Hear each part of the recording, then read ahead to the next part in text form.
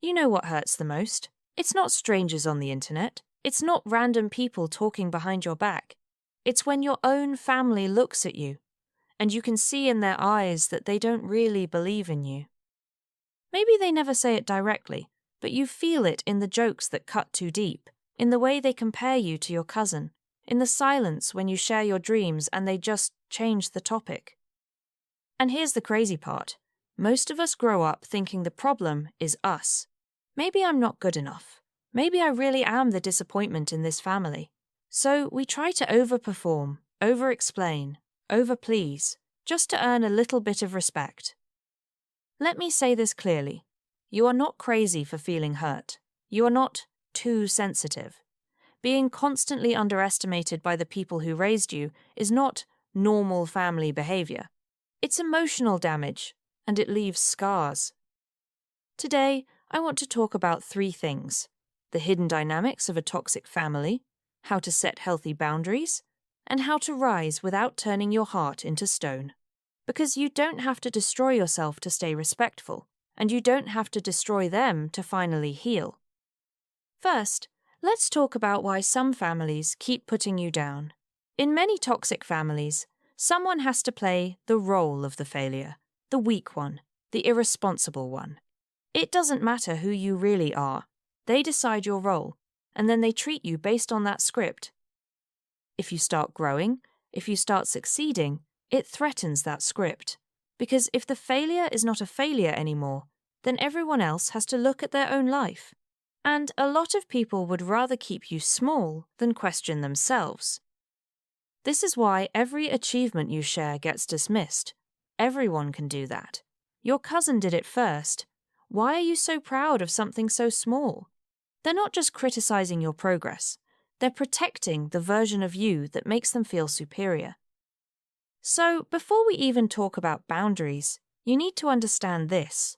Their opinion is not objective truth. It's a story they tell, so they don't have to grow. Once you see that, their words start to lose power over you. Now, let's talk about healthy boundaries. A boundary is not punishment. It's not revenge. It's simply you saying, "This is how far you can go with me, and no further." With family, boundaries often look like this: not sharing certain personal details with people who use it against you, limiting how long you stay in conversations that turn abusive, choosing not to argue every time they try to provoke you. A lot of us think, if I set boundaries, I'm a bad child, I'm disrespectful. No, respect does not mean you allow yourself to be destroyed. You can honor your parents' position without agreeing with their behavior. Being respectful can look like speaking calmly, not insulting back, still helping when there is a real emergency. But being wise means not putting your heart, your dreams, and your mental health in the hands of people who keep stepping on them. You don't owe anyone unlimited access to you just because you share the same blood. Shared DNA is not a free pass to disrespect you for the rest of your life. Now, how do you rise without turning bitter? First, stop trying to win their approval as a condition for your success. Your healing cannot depend on their apology, their recognition, or their understanding. You can let their words be your starting point, not your prison. Use the pain as fuel, not as your entire identity. Focus on becoming the kind of person you wish you had growing up: supportive, honest, and safe. Second, build a chosen family. People who see your value without needing you to stay small. Friends, mentors, communities that speak life into you, not death. Sometimes, the safest home is not the house you grew up in, but the people you decide to keep in your life now.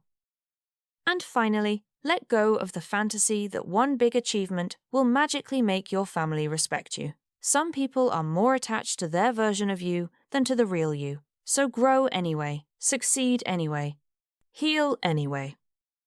You don't have to hate them to protect yourself. You don't have to expose them on the internet to move on.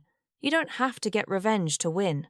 Your greatest revenge is a peaceful life, a grounded mind, and a future where their words don't control you anymore. If this spoke to you, it's probably because a part of you is tired of carrying the weight of your family's opinion. You're allowed to put it down now. Take what helped you from this video, leave the rest, and keep walking toward the life you know you deserve.